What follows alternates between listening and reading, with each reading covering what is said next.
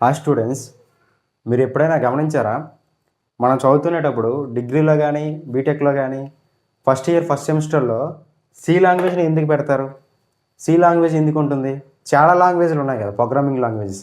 Java, Python, HTML, CSS, Java script వంటి చాలా coding languages ఉన్నాయి కదా.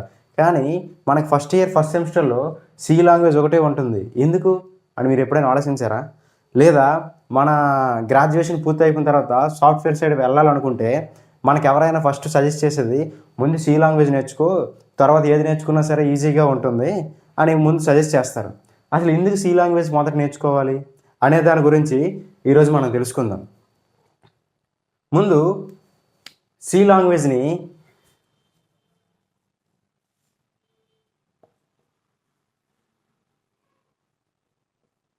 నైన్టీన్ 1972లో ఇంట్రడ్యూస్ చేశారు.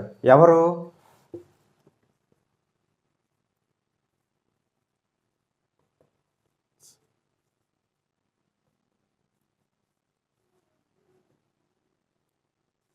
డెన్స్ రిచ్ అనే వ్యక్తి 1972లో ఇంట్రడ్యూస్ చేశారు. సి లాంగ్వేజ్కి ముందు ఇంకేమైనా లాంగ్వేజ్లు లేవా అంటే, సి లాంగ్వేజ్ రాకముందు కూడా లాంగ్వేజ్లు ఉన్నాయి. ఏంటేంటి?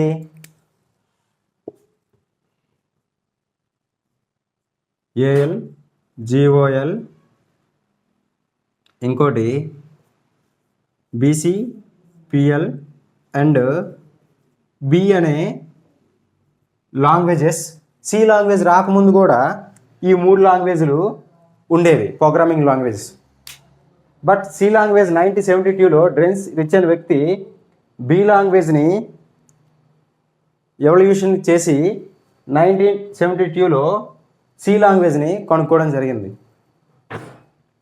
మన సి లాంగ్వేజ్ వచ్చిన తర్వాత ఎంటైర్ సాఫ్ట్వేర్ సిస్టమ్ని మార్చేయడం జరిగింది. ఈరోజు సి లాంగ్వేజ్ లేకపోతే మన ఐటీ ఇండస్ట్రీయే లేదు, అంతగా సి లాంగ్వేజ్ని డెవలప్ చేశారు. మరి సి లాంగ్వేజ్లో కూడా చాలా డ్రాబ్యాక్స్ ఉన్నాయి. మరి మనం సి లాంగ్వేజ్ నేర్చుకోవడం వల్ల చాలా ఉపయోగాలు ఉన్నాయి. మనం డిగ్రీ చదువుతున్నప్పుడు, బీటెక్ చదువుతున్నప్పుడు ఫస్ట్ ఇయర్ ఫస్ట్ సెమిస్టర్లో మీరు సి లాంగ్వేజ్ ఒక్కటి కరెక్ట్గా నేర్చుకోవడం వల్ల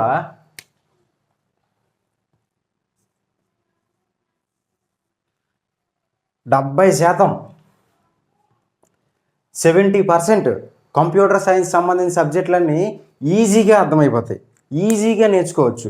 ఒక్క సి లాంగ్వేజ్ మీరు పర్ఫెక్ట్గా నేర్చుకోవడం వల్ల మన డిగ్రీలో కానీ బీటెక్లో కానీ సెమిస్టర్ వైజ్గా కంప్యూటర్ సైన్స్ సంబంధించిన సబ్జెక్టులు వస్తాయి. అందులో 70% సబ్జెక్ట్స్ అన్నీ కూడా ఈజీగా నేర్చుకోవచ్చు ఒక్క సి లాంగ్వేజ్ నేర్చుకోవడం వల్ల. సి లాంగ్వేజ్ వచ్చిన తర్వాత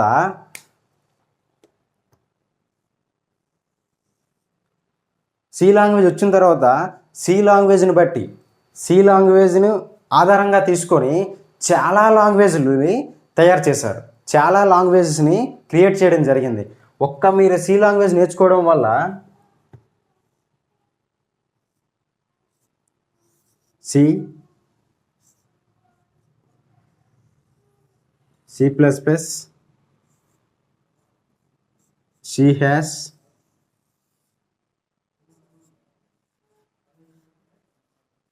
జావా,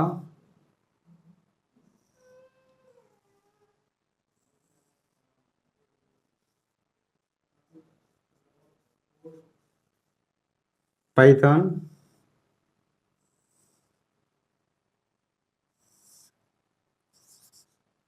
జీవో.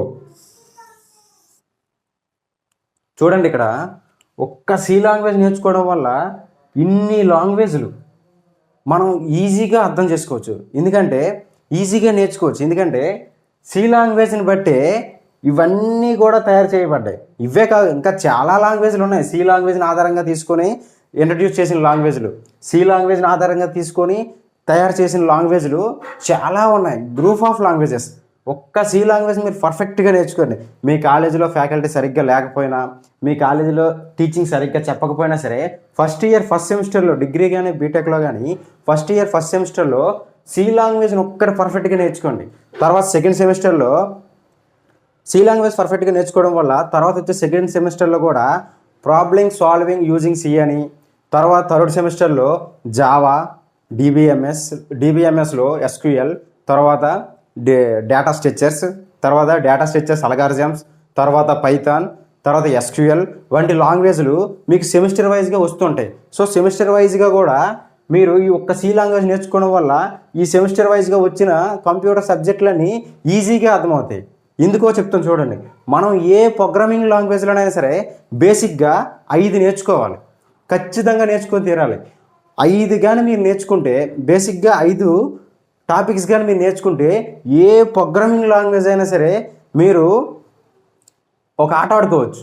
ఏ ప్రోగ్రామింగ్ లాంగ్వేజ్ అయినా ఒక్క 5 బేసిక్ టాపిక్స్ కానీ మీరు నేర్చుకుంటే ప్రతి ప్రోగ్రామింగ్ లాంగ్వేజ్లో కూడా ఆ 5 బేసిక్ టాపిక్స్ ఖచ్చితంగా ఉంటాయి.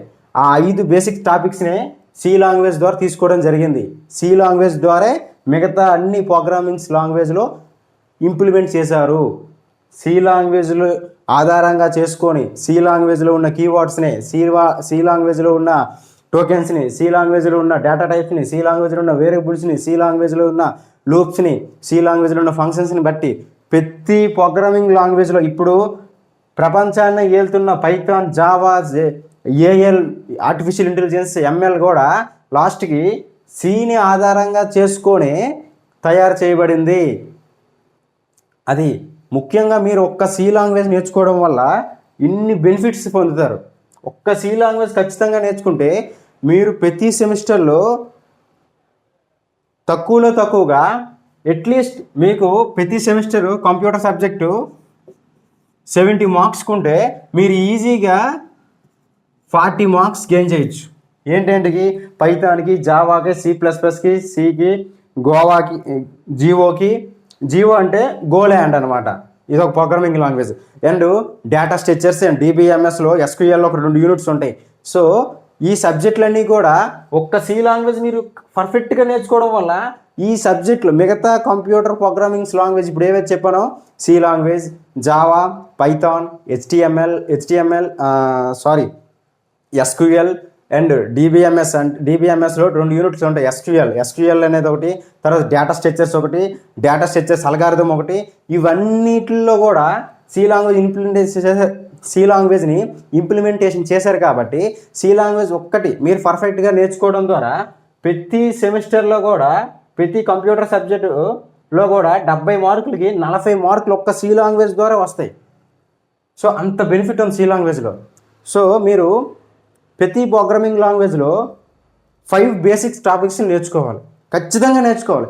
ఆ 5 బేసిక్ టాపిక్స్ నేర్చుకోవడం వల్ల ఎలాంటి ప్రోగ్రామింగ్ అయినా, ఎలాంటి సాఫ్ట్వేర్ ప్రోగ్రామింగ్ లాంగ్వేజ్ అయినా సరే మీరు ఈజీ అంటే డెడ్ అండ్ ఈజీగా నేర్చుకోవచ్చు.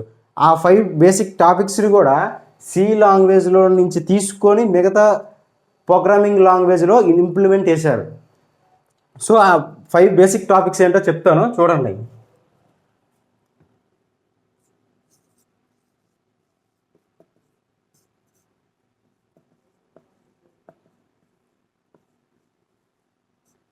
Number 1, data types.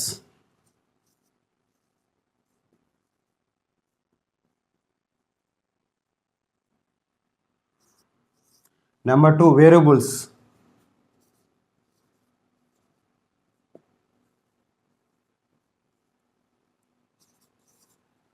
Number 3, operators.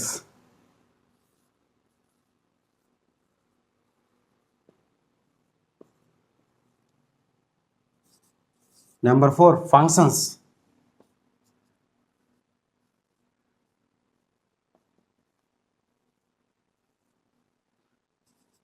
Number 5, loops. ఇంకొక టాపిక్ ఉంది, ఆ టాపిక్ కూడా లూప్స్లోకి వచ్చేస్తుంది. సో అది కూడా చెప్తాను.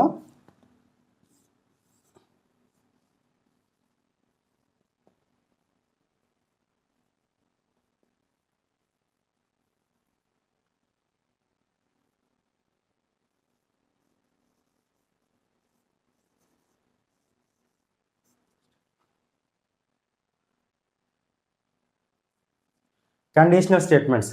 సో ఈ టాపిక్ కూడా లూప్స్లోకి వచ్చేస్తుంది. సో అందుకే చెప్పలేదు, కానీ బట్టి రాశాను.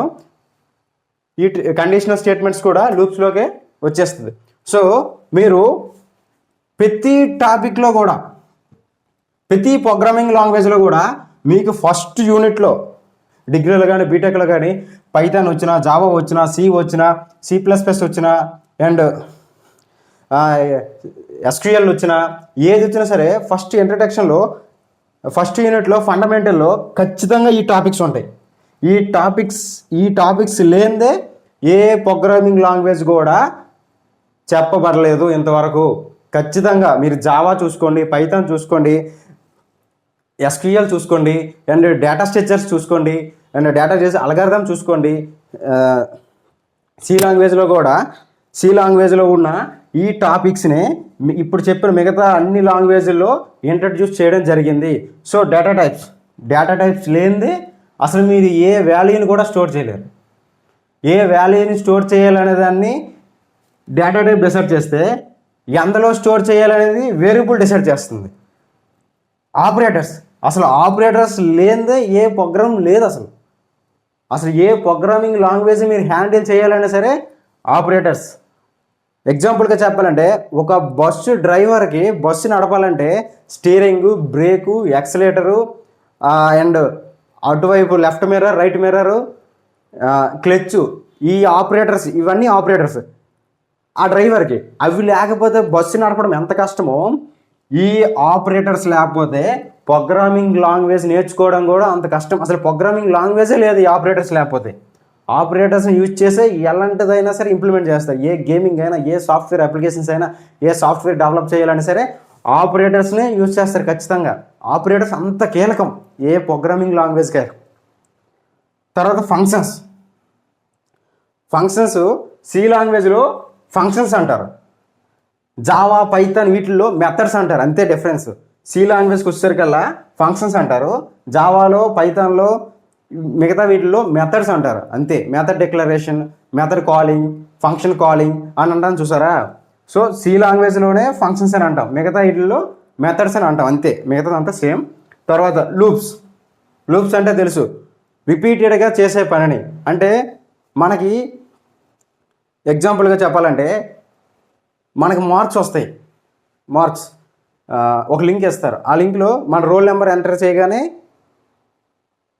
మనకి మనం పాస్ అయ్యామో లేదనేది రిజల్ట్ వస్తుంది. సో అయిపోయిన తర్వాత మళ్ళీ బ్యాక్ వెళ్ళిపోద్ది. అలాగా కంటిన్యూస్గా ఇప్పుడు ఇంకో మార్క్స్ లిస్ట్ ఎంటర్ చేయాలి. సో మళ్ళీ ఇంకో నెంబర్ కొట్టగానే ఇంకో వ్యక్తిది రిజల్ట్ వస్తుంది. మళ్ళీ ఇంకో రిజల్ట్ కావాలి, ఇంకో వ్యక్తి రోల్ నెంబర్ కొట్టగానే, హాల్ టికెట్ నెంబర్ కొట్టగానే ఇంకో రిజల్ట్ వస్తుంది. సో అలా కంటిన్యూస్గా చేయడానికి ప్రతిసారి ప్రోగ్రామ్ రాయలేం కదా. సో ఒక్కసారి ప్రోగ్రామ్ రాసి అందులోనే డేటాను స్టోర్ చేస్తే మనకి ఎవరి హాల్ టికెట్ నెంబర్ కావాలంటే ఆ హాల్ టికెట్ నెంబర్ని ఎంటర్ చేయగానే ఆ రిజల్ట్ వస్తుంది అనమాట. సో మనకి లింక్ కూడా ఒకసారే పెడతారు, ఒక లింక్ ఉంటుంది. ఆ లింక్లో ఎంతమంది స్టూడెంట్స్ ఉన్న డేటా అందులోనే ఉంటుంది. సో మనకి ఏది కావాలో, ఎంతమంది కావాలో అంతమంది సెర్చ్ చేసి పెట్టిస్తే అంతమంది లిస్ట్ కూడా మనకు వచ్చేస్తుంది అనమాట. అది లూప్స్. కండిషనల్ ఆపరేటింగ్ కూడా, కండిషనల్ స్టేట్మెంట్స్ అంటే ఇంకేం లేదండి. ఏదైనా వన్ టైం ఆ కండిషన్ అంటే, ఒక చిన్న ఎగ్జాంపుల్ చెప్తా. మీరు రేపు సినిమాకి వెళ్ళాలనుకుంటున్నారు. సో సినిమాకి వెళ్ళాలంటే ఒక టికెట్, ప్రెజెంట్ సినిమా టికెట్ 200 రూపాయలు. సో అక్కడ ఒక కండిషన్ ఉంది ఏంటి, 200 రూపాయలు పెట్టి టికెట్ కొంటేనే లోపలికి వెళ్తారు సినిమా చూడడానికి, లేదంటే బయటకు వచ్చేస్తారు. కండిషన్ ఏంటి, 200 రూపాయలు నీ దగ్గర ఉండాలి. ఓకేనా. ఈ కండిషన్ స్టేట్మెంట్లో నీ దగ్గర ఒక 200 రూపాయలు ఉంటేనే సినిమా చూడడం కావద్దు. సో నీ దగ్గర ఎంత ఉంది, 100 రూపాయలు ఉంది. సో సినిమా చూడడం కావద్దు. ఏంటి, ఇక్కడ ఒకసారి ఎగ్జిక్యూట్ అయింది కదా, ఒకసారి పని జరిగింది. ఏంటి, నా దగ్గర 200 రూపాయలు ఉన్నాయి, సినిమా టికెట్ తీసుకుని సినిమా చూస్తాను.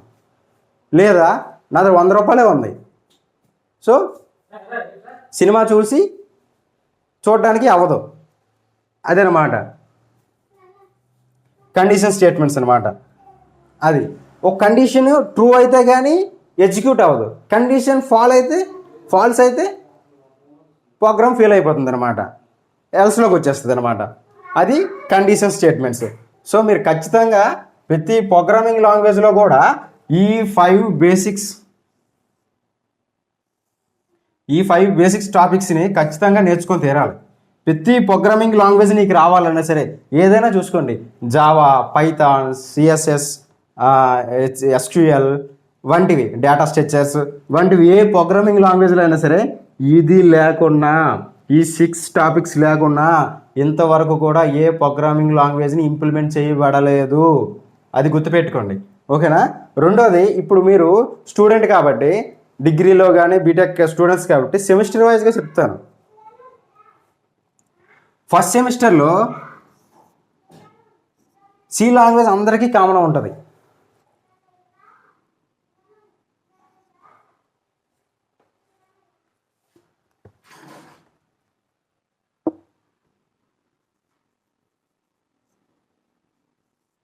ఫస్ట్ సెమిస్టర్లో సి లాంగ్వేజ్ బీటెక్లో కానీ డిగ్రీలో కానీ సి లాంగ్వేజ్ అందరికీ కామన్. సెకండ్ సెమ్కి వచ్చేసరికల్లా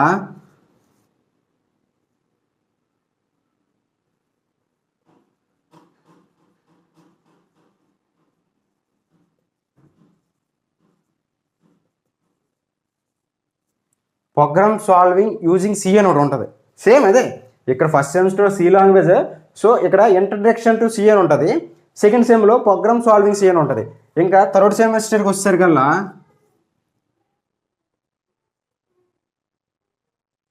డిఎస్ డేటా స్ట్రక్చర్స్ అంటే ఇక్కడ ఒకటి చెప్తాను చూడండి. సి లాంగ్వేజ్లో ఉన్న డేటా టైప్స్ అన్నీ వస్తే డేటా స్ట్రక్చర్స్ గెడ్ and easy. 80% data structures data టైప్సే. డేటా స్ట్రక్చర్స్ అంతేనే డేటా టైప్స్. సి లాంగ్వేజ్లో ఉన్న డేటా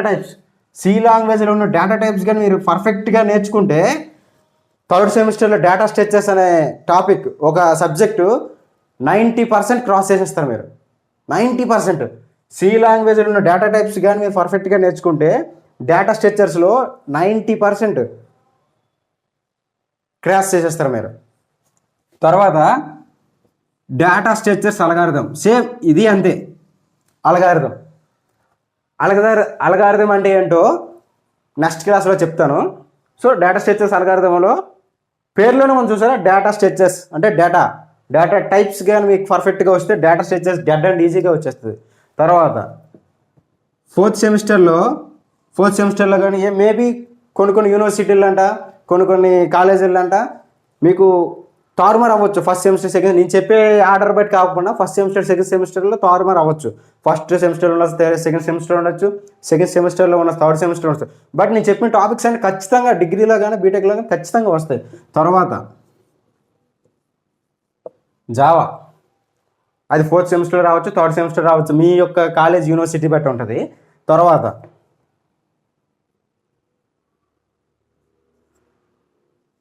DBMSలో SQL అనే 2 యూనిట్స్ ఉంటాయి నా సబ్జెక్ట్లో. DBMS డేటాబేస్ మేనేజ్మెంట్ సిస్టంలో 2 యూనిట్లు ఉంటాయి. SQL గురించి ఖచ్చితంగా ఉంటుంది. లేదా మీది బీటెక్ అయితే మాత్రం ఖచ్చితంగా ఒక SQL అనేది ఒక సెమిస్టర్లో ఉంటుంది. SQL స్ట్రక్చర్ వరీ లాంగ్వేజ్ అనేది ఖచ్చితంగా ఉంటుంది. స్ట్రక్చర్ వరీ లాంగ్వేజ్ని కూడా సేమ్ ఈ 6 వీటిని ఇంప్లిమెంట్ చేశారు. ఇంకా మీకు ఫిఫ్త్ సెమిస్టర్లో డిగ్రీలో కానీ పైథాన్ వస్తుంది. పైథాన్ ఇంట్రడ్యూస్ చేశారు. పైథాన్ కూడా సేమ్ ఈ 6 టాపిక్స్ని ఇంట్రడ్యూస్ చేయడం జరిగింది. సో మీరు ఒక్క సి లాంగ్వేజ్ కానీ మీరు పర్ఫెక్ట్గా నేర్చుకుంటే మీకు డిగ్రీలో కానీ బీటెక్లో కానీ 70% కంప్యూటర్ సైన్స్ గురించి భయమే లేదు. 70% మ్యాక్సిమం మీరు అన్నీ కంప్లీట్ చేసినట్టే.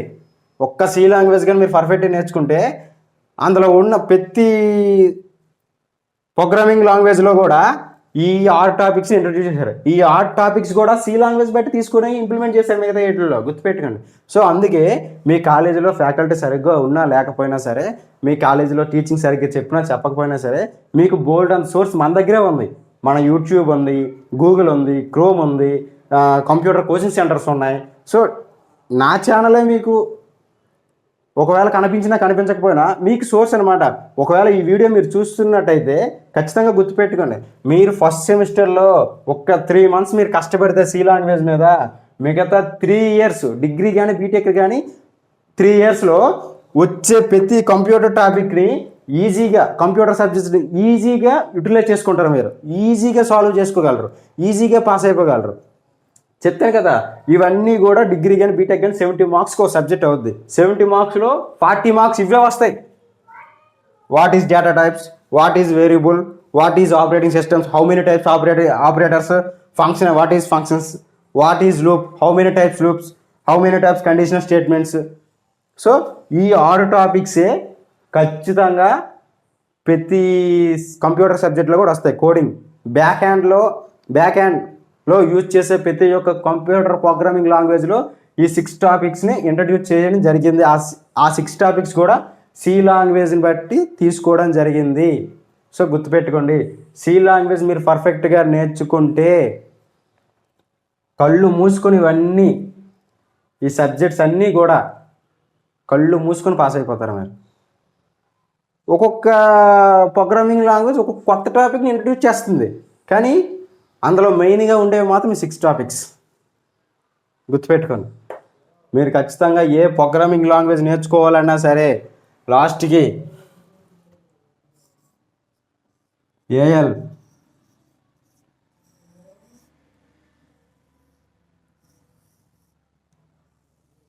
లాస్ట్కి ఆర్టిఫిషియల్ ఇంటెలిజెన్స్, మెషిన్ లెర్నింగ్ కూడా సి లాంగ్వేజ్ బట్టి ఇంప్లిమెంట్ చేశారు.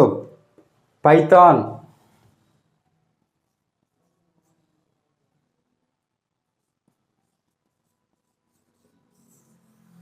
పైథాన్ వస్తే కానీ ఆర్టిఫిషియల్ ఇంటెలిజెన్స్ చేయలేం, పైథాన్ వస్తే కానీ మిషన్ లెర్నింగ్ చేయలేం.